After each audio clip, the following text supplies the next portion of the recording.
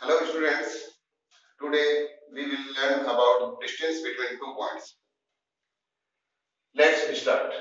Here is y-axis and this is x-axis.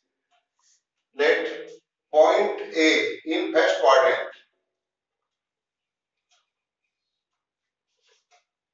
Point A जिसके coordinate हमने क्या मान लिए x1, y1 और point B के कोऑर्डिनेट हमने मान लिए x2, y2. इन दोनों पॉइंट के बीच की डिस्टेंस हमें फाइंड आउट करनी है. तो point A x1 y1, point B x2 y2, इनके बीच की डिस्टेंस हो जाएगी AB. AB हमें फाइंड आउट करना है. हमें AB फाइंड आउट करना है. पॉइंट A है और ये पॉइंट B है. पॉइंट A जिसके कोऑर्डिनेट x1 और y1 है. तो x1 क्या है? प्रीवियस पार्ट में मैंने आपको बताया था x coordinate means distance of the point from y axis. Point A की y एक्सिस से डिस्टेंस है वो x कोऑर्डिनेट है. तो ये हो जाएगा आपका x1. क्या हो जाएगा? x1. और y coordinate means distance of the point from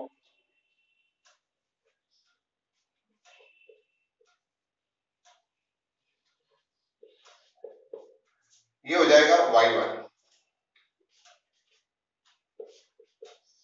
और पॉइंट बी के कोऑर्डिनेट x2 y2 है. x2 यानी x कोऑर्डिनेट, तो y एक्सिस से डिस्टेंस ही x कोऑर्डिनेट होता है. तो ये तो हो जाएगा आपका x2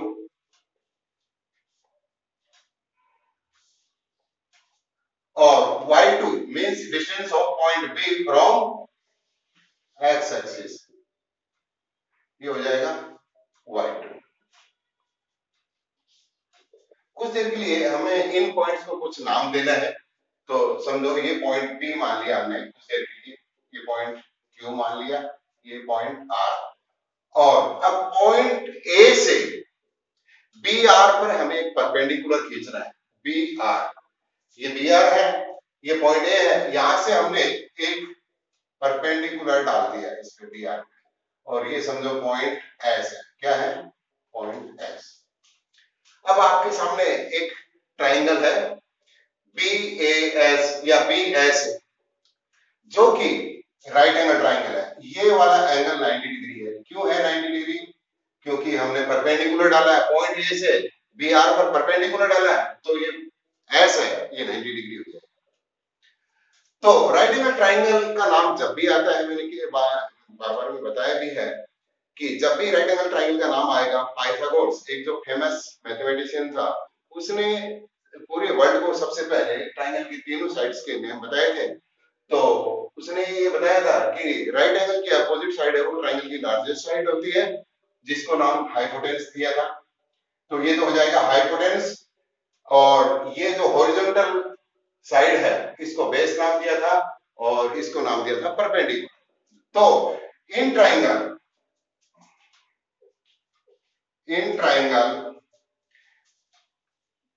ASB angle S equals to 90 degree.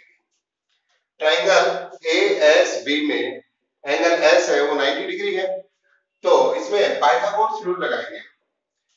Bye Pythagoras rule.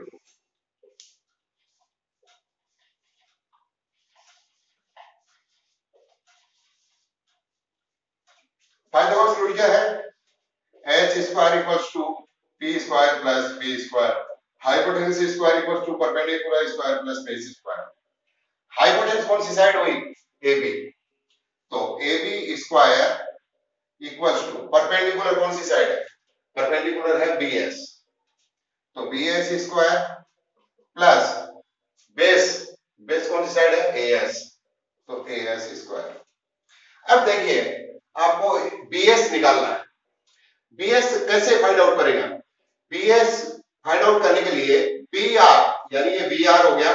BR में से अगर BS माइनस कर देंगे तो आपको क्या मिलेगा? BS मिलेगा.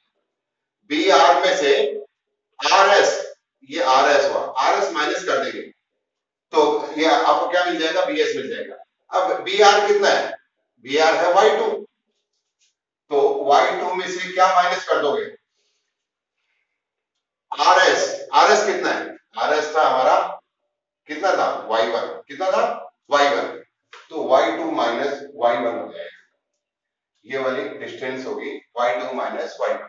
अब दूसरा आपको निकालना है AS, AS कैसे निकालेंगे, PS minus PA, PS minus PA equals to AS, तो PS कितना था, PS था हमारा कितना था x2, तो ये तो हो जाएगा x2 माइनस PA, PA कितना है, PA हमारा था x1, PA कितना था x1, तो x2 माइनस x1 हो जाएगा, तो AS हो जाएगा x2 माइनस x1 और BS हो जाएगा y2 माइनस y1। ये वैल्यू हम यहां पर पुट करते हैं। सबसे पहले देखिए AB आपको फाइंड आउट करना है, AB square equals to BS square, तो BS कितना है, BS आपका है y2 माइनस y1, y2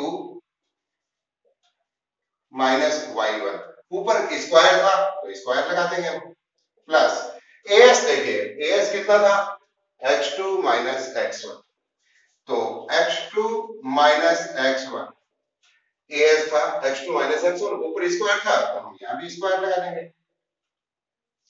अब देखिए इंग्लिश अल्फाबेट में पहले x आता है और फिर y आता है, तो यहां पर इन दोनों टर्म्स के बीच में साइन प्लस का है, तो किसी भी टर्म को हम पहले और किसी को भी बाद में लिख सकते हैं, क्योंकि इसे ऑर्डर में कोई फर्क नहीं पड़ता है, तो हम x2 माइनस x1 पहले भी लिख सकते हैं, तो AB स्क्वायर इक्वल्स टू क्या हो जाएगा, हमने लिख दिया x2 माइनस x1 का square plus y2 minus y1 का स्क्वायर, हो गया AB स्क्वायर।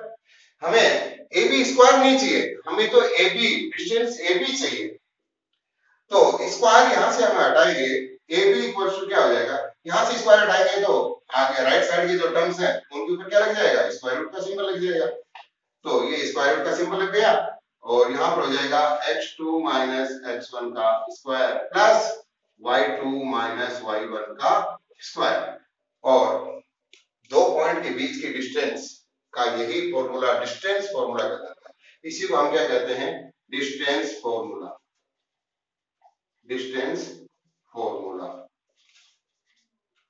तो बच्चों आज हमने 2 पॉइंट्स के बीच की डिस्टेंस फाइंड आउट करने के लिए डिस्टेंस फॉर्मूला को यहां पर हमने डेरिव किया है, इसका डेरिवेशन आपको क्लियर हो गया होगा, नहीं भी तो आप कमेंट करके पूछ सकते हैं, कहीं पे भी डाउट हो तो मेन तो आपको यही देखना है कि x कोऑर्डिनेट होता है उस पॉइंट की y एक्सिस से डिस्टेंस और y कोऑर्डिनेट होता है उस पॉइंट की x एक्सिस से डिस्टेंस, बस यही आपको ध्यान रखना है।